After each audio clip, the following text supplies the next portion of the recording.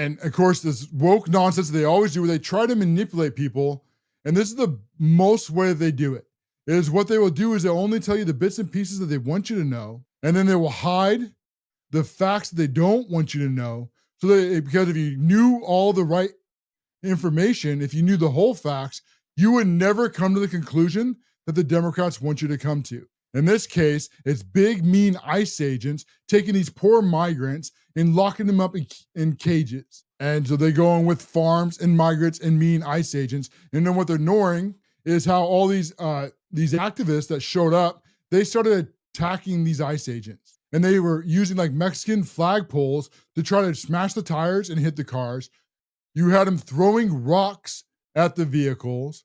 And then even one man pulled out a gun and fired at the agents. This is all from the Democrats' rhetoric, as we're also going to cover through in here, is they know what they're doing when they call these agents like Gestapo, or they call them Nazis, or they call them fascists. They are trying to dog whistle for violence. Never doubt that for a single second with the Democrat Party. This is the Democrats' America.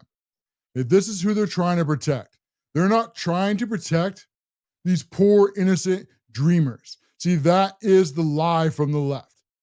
Who they are trying to protect are people who came here illegally and are now facilitating illegal crime for, it looks like, for these companies.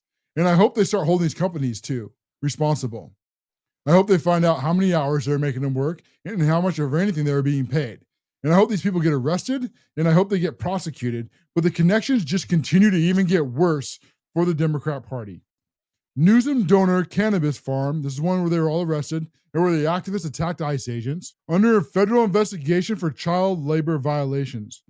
9 undocumented children rescued as protesters clashed with authorities at Graham House facility say. But now we're finding out too from this report that this facility allegedly donated to Gavin Newsom directly. Well, isn't that suspicious? Doesn't that make you scratch your head a little bit? They're donating to Gavin Newsom. Is Gavin Newsom being paid to look the other way? That's a question I think that the FBI should look into.